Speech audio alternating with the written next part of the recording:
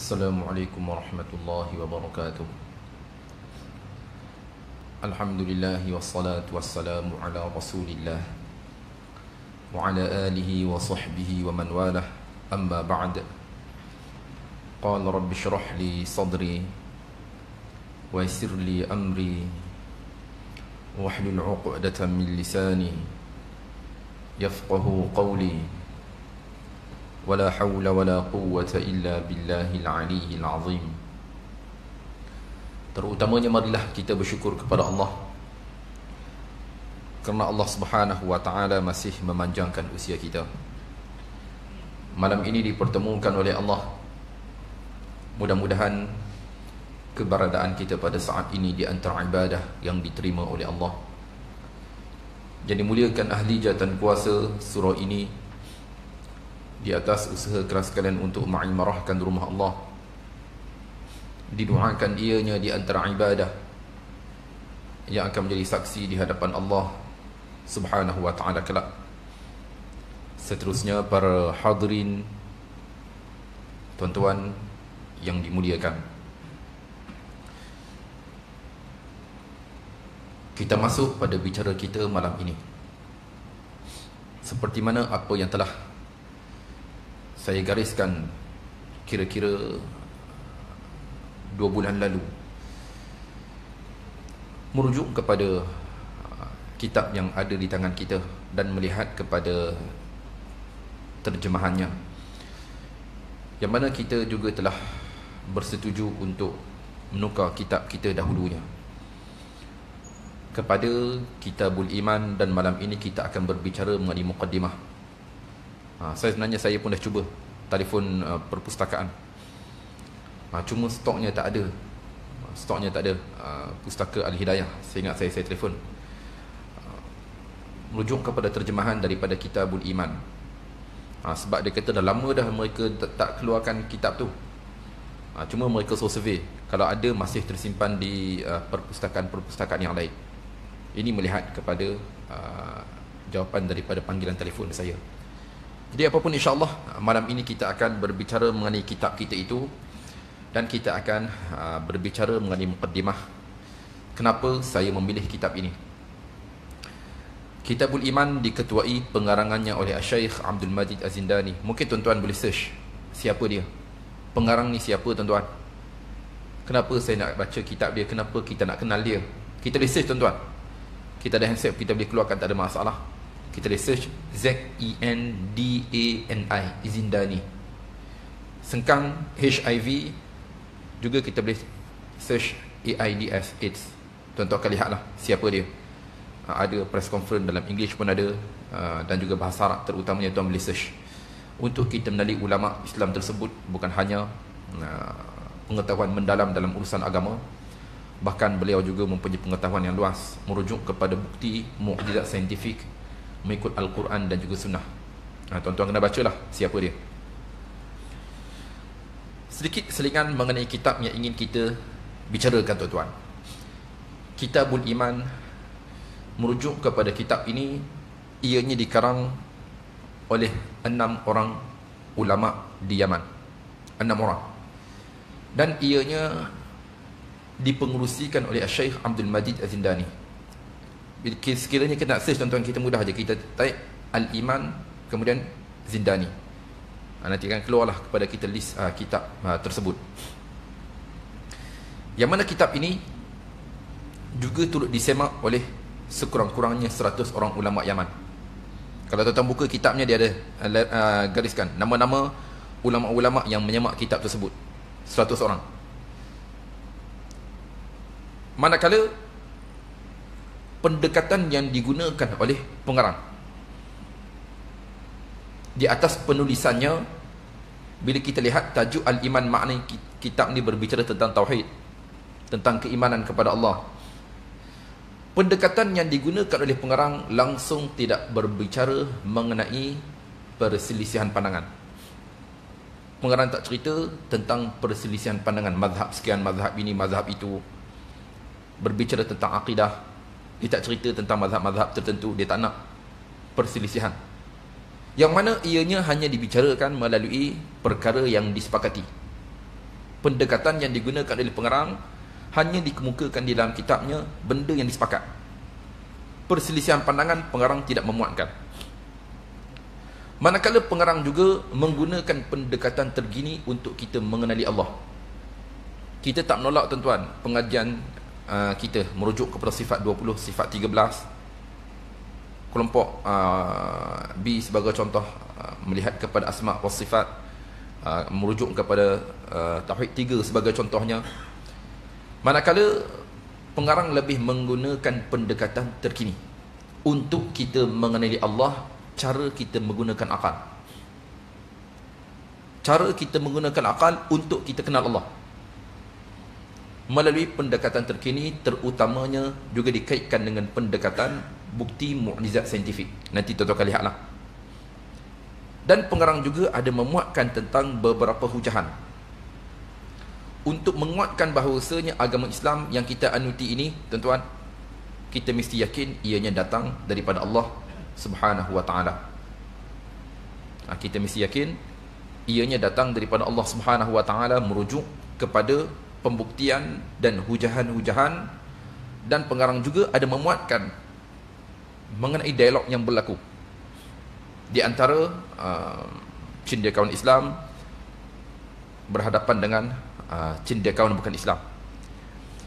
Manakala pengarang juga ada memuatkan dalam kitabnya masalah akidah yang bertepatan dengan zaman kita, terutamanya masalah yang dikaitkan dengan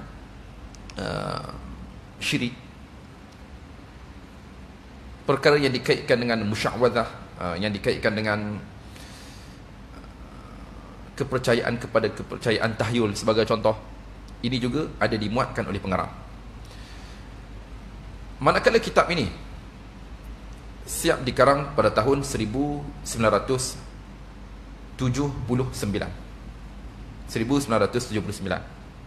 Sebab pengarangannya, tuan-tuan, ini dilihat pada zaman itu, pertembungan di antara Yaman Utara dan juga Selatan.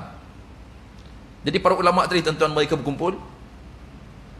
Sebab itu saya kata tadi, kitab ini disemak oleh 100 orang ulama. Kalau kita buka kitab kita, dia ada tulis senarai penama yang menyemak kitab tersebut, dikarang oleh 6 orang. Kenapa? Yang mana kitab ini tujuannya untuk menghubungkan semula masyarakat Yaman Utara dan juga Selatan.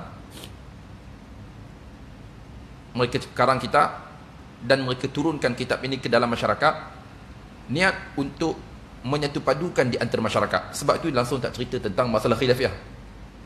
Mereka tak cerita, tuan-tuan, tentang masalah perselisihan pandangan, Allah tu di mana, apa semua. Tak cerita, langsung tak sentuh. Sebab apa? Sebab mereka ingin mengemukakan perkara yang lebih penting daripada itu. Tak cerita tentang masalah perselisihan. Nanti kita akan lihatlah, tuan-tuan, melihat kepada pendekatan yang digunakan oleh mereka. Tadi kita lihat tujuan pengarangannya untuk menyatukan masyarakat, dan kita lihat ini adalah pendekatan yang cukup baik. Mereka boleh bersama, tuan-tuan. Mereka boleh bersama.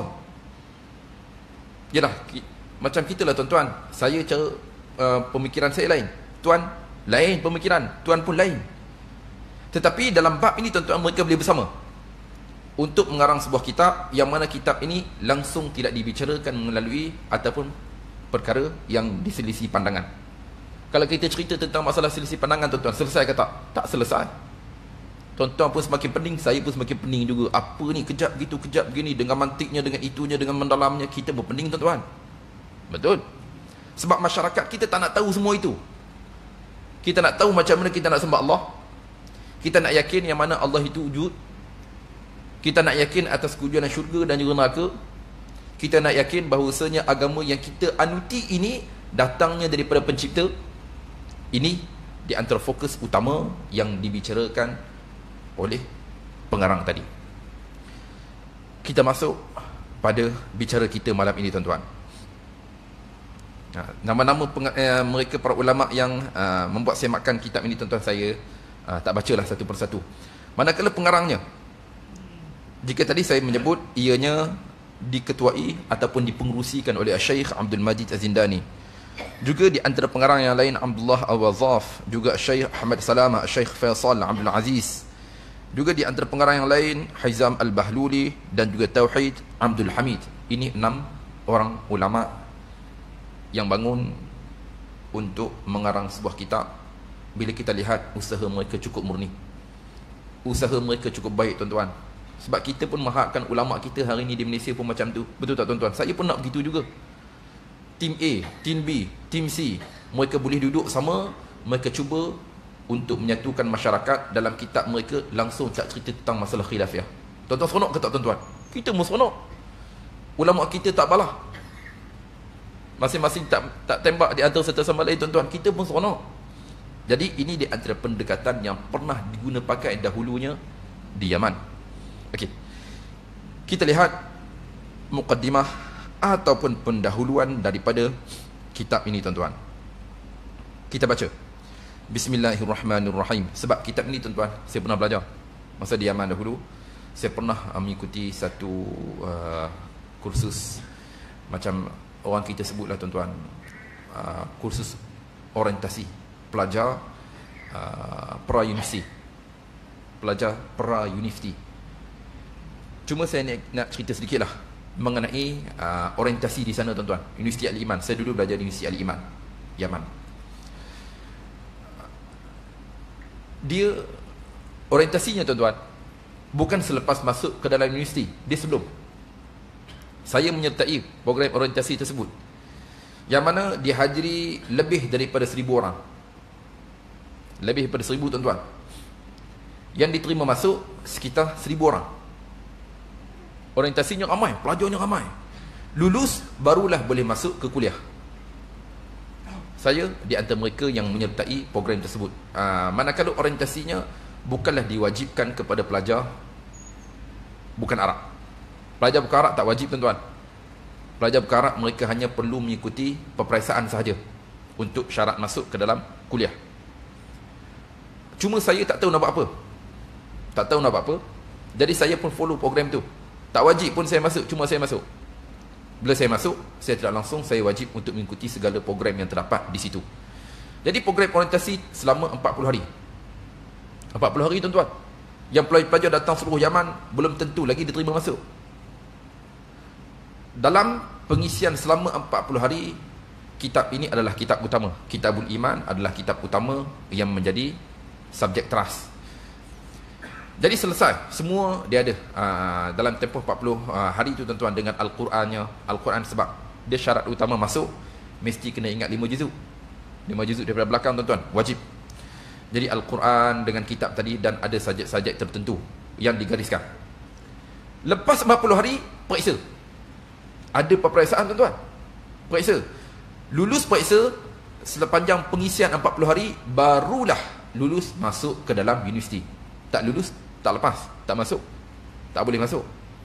Maknanya subjek yang mereka teraskan selama 40 hari itu tuan-tuan, mereka tanam. Selesai program orientasi, barulah ada peperiksaan, lulus periksa, baru boleh masuk. Jadi program itu saya follow. Jadi kitab tersebut saya khatam ketika mana dalam majlis tersebut. Khatam dalam majlis orientasi selama 40 hari tersebut. Bila tinggal di situ tuan-tuan, ini sedikit selingan cerita lah.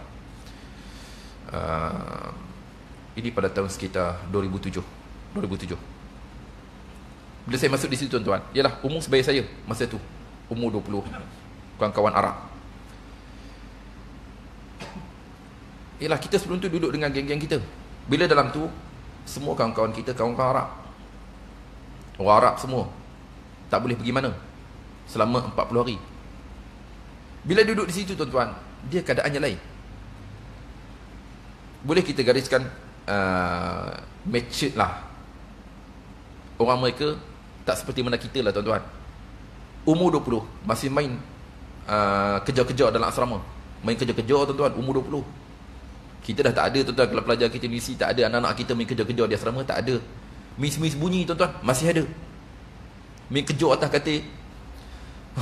Ini di antara apa yang saya lihat, dan nanti insya-Allah kita akan kaitkan apa yang berlaku tuan-tuan, merujuk kepada masyarakat mereka. Ini melihat kepada keadaan mereka. Kita baca melihat kepada muqaddimah yang digariskan oleh pengarang. Bismillahirrahmanirrahim. Innal hamdalillahi nahmaduhu wa nasta'inuhu wa nastaghfiruhu wa na'udzu billahi min shururi anfusina wa sayyiati a'malina. Man yahdihillahu fala mudilla lahu wa man yudlil fala hadiya lahu. Wa asyhadu an la ilaha illallah wahdahu la syarika lahu. Wa asyhadu anna Muhammadan 'abduhu wa rasuluhu sallallahu alaihi wa alihi wa sallam. Wa ba'd. Fa inna awwala wajibin 'alal insani an ya'rifa Allah subhanahu 'an tariqil 'ilm. Kita lihat. Selepas pengarang memulakan kitabnya dengan puji dan puji-pujian kepada Allah Subhanahu wa taala. Kemudian pengarang berkata, dan kemudian selepas itu, maka sesungguhnya menjadi kewajipan utama ke atas manusia itu mengenali Allah Subhanahu wa taala berpandukan jalan nilaian ilmu. Tuan-tuan, kata pengarang, maka sesungguhnya kewajipan ke atas manusia mengenali Allah berdasarkan jalan nilaian ilmu. Okay, sekarang nanti kita nak kenal Allah, tuan-tuan, melalui jalan nilaian ilmu. Tuan Haji, kenapa Tuan Haji beriman? Nah Ustaz, saya ni, ayah saya dulu imam di kampung. Tuan, ayah saya dulu di kampung dulu. Bilal, ayah saya dulu mengajar Al-Quran di kampung. Tuan, takkan kita beriman dengan sebab keturunan kita semata? Kenapa kita beriman? Ini nanti akan dinyatakan oleh pengarang. Jadi fokus kita di sini, kita faham kewajipan ke atas setiap manusia mengenali Allah berdasarkan jalan nilaian ilmu. Qala Allah Ta'ala, Allah Subhanahu wa taala telah berfirman, fa'lam annahu la ilaha illallah, maka ketahuilah sesungguhnya tiada Tuhan melainkan Allah. Wa an ya'rifa rasul rabbih wa sidqa risalatihi an tariqil ilmi alladhi yurithul yaqin, dan untuk dia mengenali rasul Tuhannya. Ini mukadimah je, tuan-tuan, pendahuluan. Kita belum masuk dalam babnya. Dan semestinya dia mengenali Rasul Tuhannya, saya. Tadi kita kena kenal Allah melalui jalan nilai ilmu. Begitu juga saya mesti kenal Allah, mesti kenal Rasulnya, dan membenarkan risalahnya. Juga melalui jalan nilaian ilmu, yang mana saya yakin dengan apa yang saya belajar. Saya yakin dengan ilmu tersebut.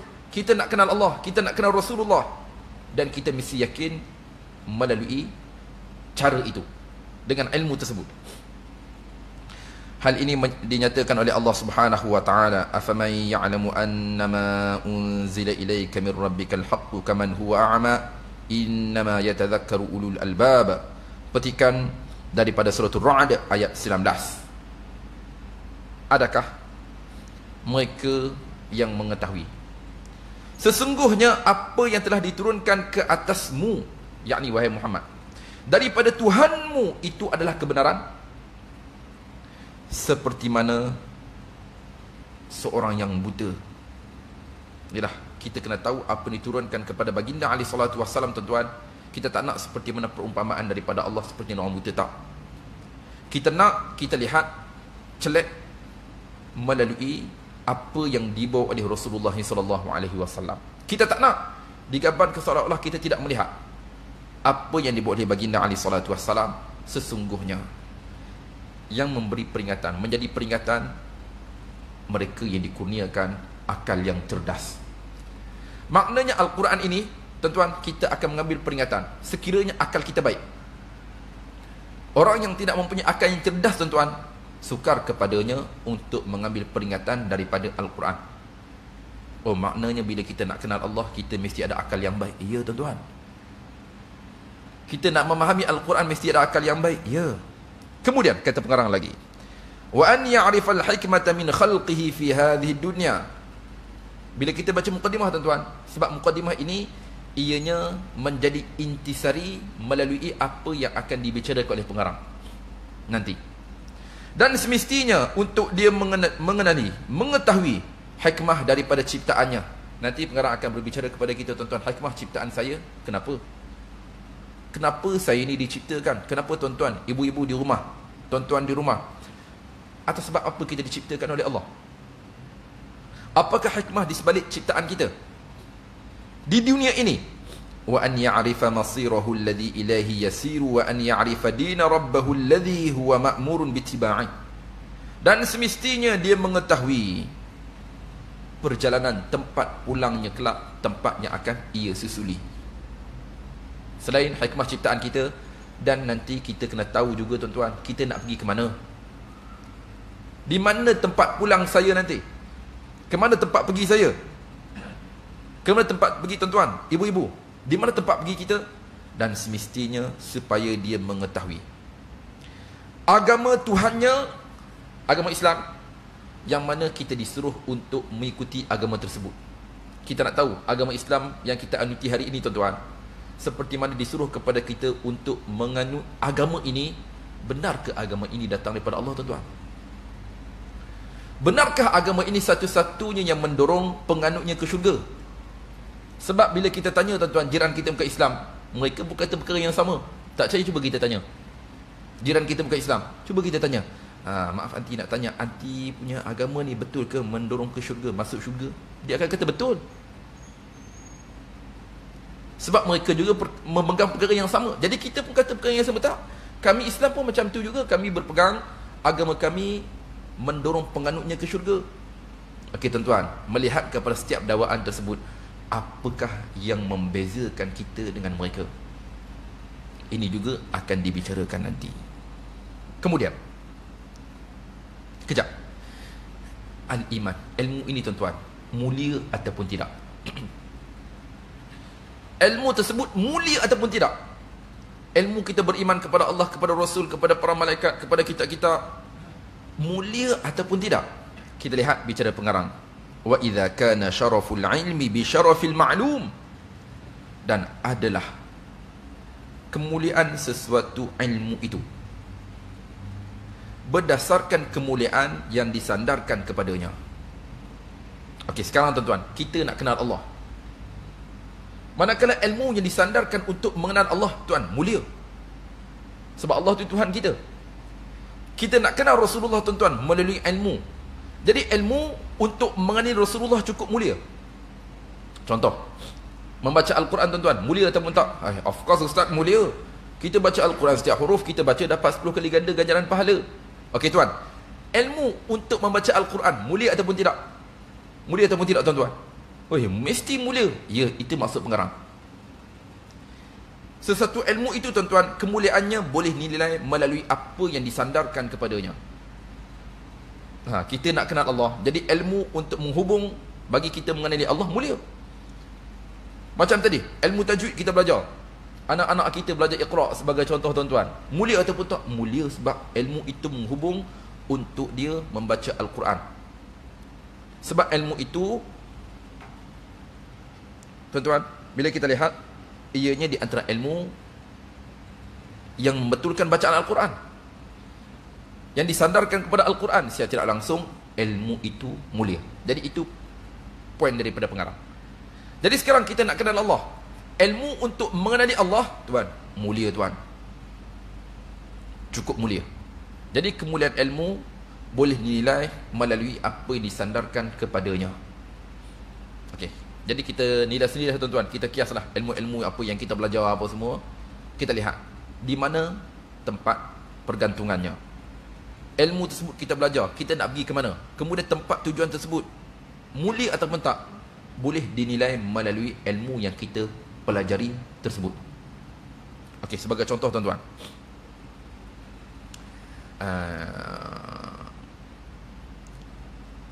ilmu matematik. Matematik tuan-tuan, penguasaan matematik sebagai contoh. Ilmu tersebut tuan-tuan, mulia ataupun tak? Mulia ataupun tidak tuan-tuan? Semestinya Ustaz, sebab ilmu tersebut dia mengasah akal kita. Dia mengasah akal kita dan menajamkan akal kita. Dengan akal yang cerdas tadi, kita boleh lihat yang mana penekanan dalam Al-Quran, Allah Subhanahu Wa Taala mengetengahkan golongan yang mempunyai akal yang cerdas. Jadi bila akal kita sihat, kita menggunakan akal tersebut untuk mengenali Allah Subhanahu Wa Taala. Okey tuan, cukup mulia. Tapi tuan, sebagai contoh kita lihat, merujuk kepada niat seseorang. Tuan, kenapa belajar matematik? Ya dah Ustaz, mana nak tahu nanti bila saya dah semakin pakar nanti, bolehlah saya jadi hikers sebagai contoh. Hikers bank contoh tuan-tuan. Sebab bila dia pakar sangat tuan-tuan, orang pakar, mungkin tuan-tuan ada bekerja pun dalam perbankan. Tuan-tuan, mereka yang pakar terlajak terlampau ni tuan-tuan, hebat sangat. Dia salah guna ilmu dia, habis tuan-tuan. Jadi kenapa tuan belajar? Saya ni biar saya pakar dalam bab tersebut, kemudian nanti bolehlah saya guna, bolehlah buat saya income. Okey Tuan Haji. Tuan, salah begitu. Juga ianya merujuk kepada niat kita untuk memuliakan ilmu yang kita pelajari tersebut melalui niat kita tadi. Kita kembali tuan-tuan. Fa inna ilmal imani yata'allaqu bi ma'rifatillah. Maka sesungguhnya ilmu iman ianya berkait untuk mengenali Allah. Mulia tak tuan-tuan? Memang mulia lah.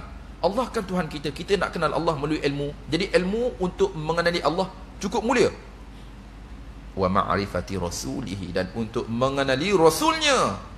Wa ma'rifati dinillah, dan untuk mengenali agama Allah. Wa idza kanat ahammiyatul amali tatanasabu ma'al fa'idati allati yuhibbuha al-insan.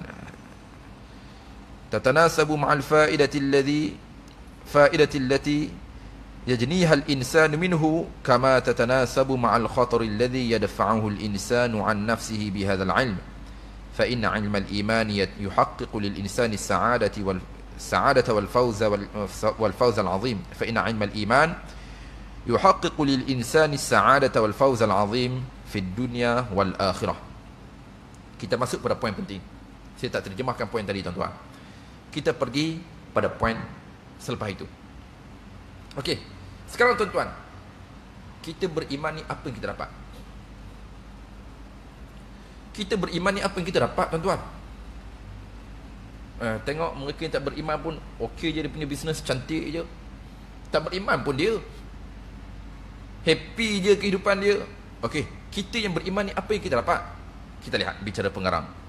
Walaqad wa'adallahu al-mu'minina fid dunya biwu'udin katsiratin minha.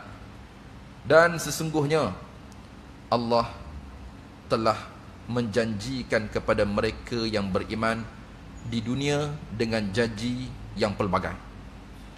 Sesungguhnya Allah telah berjanji kepada orang beriman di dunia ini dengan janji pelbagai. Okey tuan-tuan, maksud daripada pengarang, dalam Al-Quran Allah telah berjanji orang beriman disediakan sekian, orang beriman baginya sekian, orang beriman baginya sekian.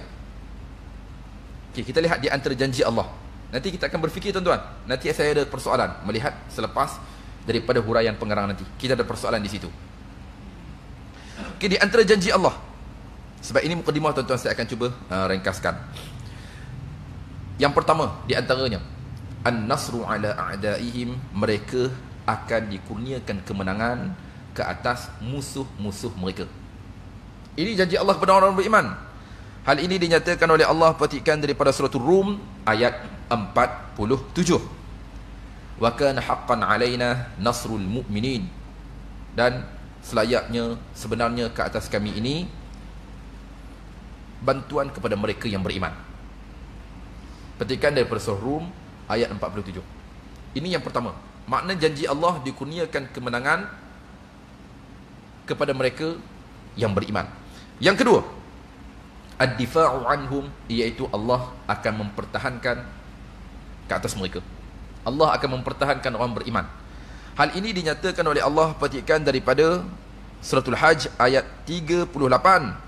Innallaha yudafi'u 'anil ladzina amanu, sesungguhnya Allah sentiasa mempertahankan daripada mereka yang beriman. Maknanya Allah akan mempertahankan orang beriman. Okey tuan-tuan, nanti kita akan lihat, kita cuba fikir dahulu melihat kepada ayat-ayat tadi tuan-tuan. Kemudian di antaranya Allah al-hidayatu lahum, petunjuk untuk mereka. Sebelum itu al-wilayatu lahum, iaitu Allah menjadi wali kepada mereka. Hal ini dinyatakan oleh Allah, Allahu waliyul ladzina amanu. Allah menjadi wali kepada mereka yang beriman. Yang keempat, hidayah untuk mereka. Firman Allah Subhanahu wa taala petikan daripada suratul Hajj ayat 54. Wa innallaha lahadil ladzina amanu ila siratim mustaqim. Dan sesungguhnya Allah itu pasti akan mengurniakan petunjuk kepada mereka yang beriman ke arah jalan yang lurus. Kita lihat lagi. Di antaranya orang kafir tidak akan berjaya berhadapan dengan mereka. Kemudian di antaranya janji Allah lagi kepada orang mereka yang beriman, tuan-tuan. Saya ringkaskan. Iaitu Allah akan mengurniakan kepada mereka rezeki yang baik. Allah akan teguhkan kepada mereka. Sekiranya mereka beriman kepadanya, Allah akan kurniakan kepada mereka pemerintahan, dan Allah akan memberikan kepada mereka kedudukan sekiranya mereka beriman. Kemudian Allah akan kurniakan kemuliaan, dan juga Allah mengurniakan kehidupan yang baik. Ini semua disertakan dengan ayat-ayat Al-Quran. Okey, kita berfikir sejenak, tuan-tuan. Soalan saya, tuan-tuan, melihat kepada janji Allah ke atas mereka yang beriman tadi. Allah janjikan kemuliaan, Allah janjikan kemenangan, Allah janjikan orang kafir tidak akan berjaya berhadapan dengan mereka. Allah janjikan mereka kedudukan yang baik dengan mereka beriman kepadanya. Sekian-sekian tadi janji Allah. Soalan saya, tuan-tuan, adakah janji Allah itu menjadi realiti? Bila kita lihat keadaan kita sekarang lah, tuan-tuan, keadaan saya, keadaan tuan-tuan, keadaan sekeliling kita, keadaan umat kita hari ini, soalan saya, adakah janji Allah kepada orang beriman tersebut menjadi realiti? Macam mana, tuan-tuan? Tadi Allah janji mereka akan dipermenangkan ke atas musuh mereka. Hari ini kita orang beriman menang ke kalah, tuan-tuan? Okey, di antara janji Allah banyak tadi. Janji Allah kepada orang mereka yang beriman. Sekiranya kita lihat, maaf, kami lihat tidak seperti mana apa yang dijanjikan oleh Allah kepada orang beriman. Tuan-tuan, kita lihat bicara pengarang. Hadza ba'du ma yafuzu bihil mu'minina fid dunya. Ini di antara perkara sebahagian yang berjaya dengannya orang beriman di dunia. Okey. Adapun di akhirat, tuan-tuan, kita yakin, kita beriman kepada Allah, kita pasti akan memperoleh seperti mana apa yang dijanjikan. Cuma melihat kepada perkara tadi, tuan-tuan, kata pengarang, wa man yata'ammalu ahwalal muslimin al-yawma yajid annama wa'adallahu al-mu'minina bihi fid dunya ghayra muhaqqiqin lahum. Sesiapa yang memerhatikan keadaan umat Islam pada hari ini, tuan-tuan, realiti kita menjadi realiti kita, janji Allah tadi, semestinya ia akan mendapati. Sesungguhnya apa yang telah dijanjikan oleh Allah kepada orang beriman dengannya di dunia ini tidak menjadi realiti buat mereka. Betul tak, tuan-tuan? Bila kita tengok, Allah janji kemenangan kepada orang beriman, Allah janji orang kafir takkan boleh melakukan sesuatu kepada orang beriman, Allah janjikan sekian. Kata pengarang, sekiranya kita lihat keadaan kita hari ini, tuan-tuan, maaf, ianya tidak menjadi realiti seperti mana apa yang dinyatakan oleh Allah. Apa pengarang ni? Sepatutnya kita kena berimanlah apa yang dinyatakan dalam Al-Quran. Pengarang ajak kita berfikir sejenak, tuan-tuan. Jadi Al-Quran yang ada di tangan kita tu kan Allah janji sekian, kenapa tidak menjadi? Kita yakin Al-Quran tu benar. Kenapa, tuan-tuan, janji dalam Al-Quran tidaklah seperti mana apa yang kita lihat hari ini? Kenapa, tuan-tuan? Kata pengarang, begini, tuan-tuan, kita kena yakin dalam Al-Quran semuanya benar. Mimma yashhadu bi anna imanahum dhaif. Ini sebab, kata pengarang, daripada apa yang kita saksikan sesungguhnya sebabnya, tuan-tuan, tidak menjadi realiti kerana iman mereka lemah. Bila kita tengok diri kita, tuan-tuan, kenapa janji Allah kepada orang beriman tidak menjadi realiti, tuan-tuan? Kita tengok diri kita lah. Saya tengok diri saya. Kata pengarang, sebabnya iman kita lemah. Sebabnya iman mereka lemah. Sebab itu janji Allah tidak menjadi realiti kepada mereka. Tuan-tuan, tuan-tuan setuju ke tak dengan kata pengarang? Setuju ke tak, tuan-tuan? Kata pengarang, janji Allah kepada orang beriman tidak menjadi realiti, kemudian pengarang mengaitkan sebab iman mereka lemah, iman kita lemah. Tuan-tuan setuju ke tak? Setuju tuan-tuan? Betul, kita akui iman kita lemah. Contoh tuan-tuan, contoh, kita ada Facebook tuan-tuan, kemudian lalu di wall kita berita perempuan tidak menutup aurat sebagai contoh tuan-tuan. Soalan saya tuan-tuan, berdosa ke tak? Berdosa. Kita buka berita, pemberita tidak menutup aurat, berdosa ke tak? Berdosa tuan-tuan. Jadi lemahnya iman kita tuan-tuan, kita nampak benda itu adalah biasa. Normal lah, kita kan masyarakat majmuk ke tuan-tuan. Itu jawapan kita. Lemahnya iman saya tuan-tuan, lemahnya iman kita, biasalah tu, nak cari mana pemberita yang menutup aurat. Biasalah, bukan kita nak tengok aurat dia tu, kita nak tengok poin yang disampaikan oleh dia. Tuan, lemahnya iman kita tuan-tuan. Kita akui apa yang dibangkitkan oleh pengarang. Bukan Al-Quran itu tidak benar, wala'azubillah tuan-tuan. Kita mesti yakin atas kebenaran Al-Quran. Kenapa tidak menjadi realiti? Pengarang menyalahkan kita. Sebab iman kita lemah. Kerana itu, apa yang dijanjikan Allah kepada orang beriman tidak menjadi realiti. Tuan-tuan, lemahnya iman kita tuan-tuan. Kita melihat satu kemungkaran di hadapan mata kita tuan-tuan, kita tak tegur. Betul? Tuan-tuan, sebenarnya tuan-tuan, menjadi kewajipan kepada kita untuk menegur. Kita nampak orang Islam tidak menutup aurat, kita kena tegur sebenarnya. Cuma kita berlalu pergi, saya berlalu pergi saja tanpa menegur. Lemahnya iman saya. Kita akui. Kata pengarang, bukan janji Allah tidak benar, sebaliknya. Tuan-tuan, maaf, iman kita lemah. Sebab itu hari ini kita hina tuan-tuan. Allah janjikan kemuliaan orang beriman, sebaliknya hari ini hina betul kita orang Islam. Orang beriman tuan-tuan hina kita. Kita akan sambung bicara kita selepas daripada azan, insya-Allah. Kita laluan terlebih dahulu untuk azan.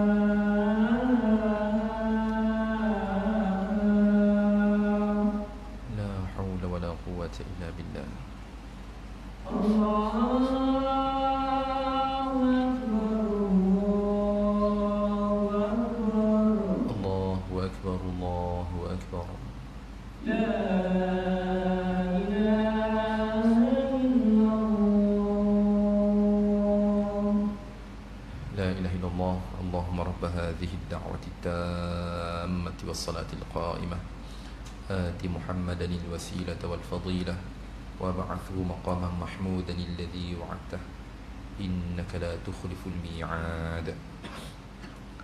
Kita kembali semula pada bicara kita, iaitu merujuk daripada pengarang. Sekiranya kita melihat keadaan umat Islam hari ini, yang mana pasti kita akan mendapati, tuan-tuan, tadi kita lihat janji Allah kepada orang beriman tidak menjadi realiti. Pengarang mengaitkan, tuan-tuan, ianya dengan sebab lemahnya iman. Aw annahum faqadu sifatin kathiratun minal imani aw aktsaruha, ataupun sesungguhnya mereka sudah ketiadaan sifat-sifat orang beriman ataupun kebanyakannya. Tuan-tuan, ini juga kita setuju. Kata pengarang, puncanya janji Allah tidak menjadi realiti kepada orang beriman. Kata pengarang, iman mereka lemah, iman kita lemah, tuan-tuan. Kemudian di antaranya, ataupun sifat orang beriman itu dah tak ada. Sifat orang beriman itu dah tak ada, tuan-tuan, pada dia. Namanya Islam, sifatnya dah tak ada. Sama ada sifatnya dah tak ada, ataupun kebanyakan sifat orang beriman itu dah tak ada pada diri dia. Faraba anhum fi hayatihim dunya ma wa'adallahu bihil mu'minin. Maka saat itu, tuan-tuan, sudah ketiadaan lagi semasa kehidupan mereka di dunia ini seperti mana apa yang telah dijanjikan Allah kepada orang beriman. Dengan sebab itu janji Allah tidak menjadi realiti. Maknanya kita baca dalam Al-Quran, Allah menjanjikan kepada orang beriman sekian, kita wajib beriman, percaya. Ya, wajib beriman dan percaya, tuan-tuan. Tapi bila kita tengok keadaan kita tidak seperti mana apa digambarkan oleh Allah, tuan, pengarang mengaitkan kepada kita janji Allah semuanya benar. Cumanya kita ini tidak mencapai sifat orang beriman pada diri kita. Sebab itu janji Allah ke atas mereka yang beriman itu tidak menjadi realiti kepada kita hari ini, tuan-tuan. Itu realiti yang kita tengok. Itu realiti yang kita tengok di hadapan kita, tuan-tuan. Kemudian kata pengarang, maka sudah ketiadaan lagi, tidak menjadi realiti semasa kehidupan mereka ini di dunia seperti mana apa yang telah dijanjikan Allah kepada orang beriman, dengan kemenangannya, dengan mempertahankannya, dengan hidayah kepadanya, dengan Allah menjanjikan kepadanya kedudukan di dunia. Kemudian kita melihat kepada janji-janji Allah tadi. Jadi sekarang apa solusinya? Sebab sekarang pengarang cerita tentang masalah. Bila kita lihat tadi, tuan-tuan, dan kita juga percaya bahawasanya betul lah tu, kita pun ada masalah iman, tuan-tuan. Maaf saya sebut, tuan-tuan, lemahnya iman kita, iman saya. Lemahnya, tuan-tuan, bila kita dengar orang mengumpat, apa perasaan kita? Ini sebagai nilaian iman kita lah. Kita bila kita dengar orang mengumpat, tuan-tuan, apa perasaan kita? Rasa biasa? Ataupun rasa tak suka dengan apa yang dikatakan olehnya? Ataupun kita join sekaki, tuan-tuan? Apa tindakan kita? Ini untuk kita nilai iman kita macam mana. Okey. Jadi sekarang kami nak tahu apa jalan keluar. Kita nak tahu selepas pengarang berbicara tentang masalah, kita nak tahu solution daripada pengarang. Kata pengarang, lidzalika kana la budda min taqwiyatil imani wa tathbitihi wa tajdidihi. Demikian itu, tuan-tuan, tidak dapat tidak, mesti saya, tuan-tuan, ibu-ibu, kita kembali menguatkan keimanan kita dan memperkukuhkannya dan sentiasa memperbaharuinya. Kata pengarang, tak dapat tidak, kita mesti kembali semula untuk menguatkan iman, kemudian memperkukuhkannya dan sentiasa memperbaharuinya. Kejap, kami ada soalan, macam mana cara untuk kita memperkukuhkan iman? Bagaimana cara untuk kita menguatkan iman dan memperbaharui iman kita? Tuan-tuan, di sini terdapat beberapa cara yang digariskan oleh pengarang. Yang pertama, kata pengarang, iaitu binashri ulumihi bainal muslimin, dengan dia menyebarkan ilmunya di antara umat Islam. Untuk menguatkan iman kita, tuan-tuan, memperkukuhkan iman kita, kena sewa apa yang kita tahu. Contoh kita dalam keluarga kita, tuan-tuan, anak kita tak minta aurat, tuan-tuan, wajib kita tegur, tuan-tuan, bukan sunat lagi, bukan tanggungjawab imam ke tanggungjawab AJK surau, tuan-tuan, kita kena tegur. Akak, abang, Maaflah ayah nak tegur ni, anak-anak ayah nak keluar rumah wajib tutup aurat. Tuan-tuan, itu kewajipan kita tuan-tuan. Anak-anak ayah nak keluar rumah nanti wajib kena tutup aurat tau. Sebab kita ni penganut agama Islam, jadi kita kena melakukan seperti mana apa yang disarankan oleh agama. Satu persatu apa yang kita tahu. Kita makan dengan family kita tuan-tuan, anak kita makan dengan tangan kiri sebagai contoh. Orang kita susah dia makan tangan kiri, dia minum tangan kiri. Dia makan di restoran tuan-tuan, tangan kanan dia suap makanan, tangan kirinya minum air. Betul atau tidak tuan-tuan? Salah. Abang, ayah nak abang lepas ni jangan tahu minum air dengan tangan kiri, minum air dengan tangan kanan. Tapi ayah nanti gelas kotor, belah pegang makanan dengan tangan kanan tuan-tuan. Kemudian bila pegang gelas tangan kanan, kotorlah gelas. Tuan-tuan, gelas kotor boleh dibasuh tuan-tuan, tetapi sunnah Rasulullah kalau telah dicemari tuan-tuan, macam mana nak basuh? Beza tu tuan-tuan. Jadi abang, ayah nak anak-anak ayah lepas ni makan, abang makan, minum dengan tangan kanan. Tak apalah, gelas nanti kan kita nak basuh juga. Gelas kan kita boleh basuh. Jadi abang basuhlah gelas nanti. Jadi tuan-tuan, ini wajib kita tuan-tuan. Perkara yang berlaku dalam keluarga kita dahulu, jangan kita tengok jiran kita tuan-tuan, kita lupa diri kita. Jangan saya lihat jiran saya, sedangkan saya pun ada keluarga. Itu di antara caranya. Kata pengarang, yang pertama dia kena sebarkan ilmu apa yang dia tahu. Kemudian yang kedua, dia mesti melaksanakan hukum-hukum agama dalam kehidupan dia lah. Dalam kehidupan saya jangan mengumpat, saya jangan melakukan perkara-perkara yang tegah oleh agama. Saya mesti melaksanakan tuntutan hukum-hukum agama dalam kehidupan saya untuk kita menguatkan iman kita tuan-tuan. Sebab hukum hakam dalam agama ni banyak tuan-tuan. Jadi saya mesti praktik dalam kehidupan saya. Kemudian ini di antara poin-poin yang dinyatakan oleh pengarang. Dan insya-Allah tuan-tuan nanti kita akan sambung bicara kita pada pertemuan akan datang, melihat masa yang semakin mencemburui kita. Ini merujuk kepada sebilangan besarnya daripada pendahuluan yang dinyatakan oleh pengarang. Pengarang menyatakan tentang masalah. Nanti pengarang akan merungkaikan satu persatu tuan-tuan. Cara kita nak kenal Allah, cara kita nak kenal baginda alaihi salatu wassalam, kemudian cara untuk kita beriman, cara untuk kita mengetahui hakikat kehidupan kita di dunia, kemudian di manakah tempat kembalinya kita kelak. Ini juga di antara perkara-perkara yang akan dibicarakan oleh pengarang. Dan seperti mana saya nukilkan di awal tadi tuan-tuan, pengarang juga mengetengahkan pendekatan mengenali Allah melalui bukti mukjizat saintifik, melalui Al-Quran dan juga Sunnah. Nanti kita akan kaitkan tuan-tuan, melihat kepada poin-poin yang akan kita lalui nanti. Jadi sekadar itu sahaja bicara kita pada malam ini, mengakhiri pertemuan kita. Di sini terdapat beberapa faedah yang dapat saya simpulkan hasil daripada awal bicara kita. Yang pertama, semestinya kita beriman kepada Allah melalui jalan nilaian ilmu yang betul. Jalan nilaian ilmu yang betul.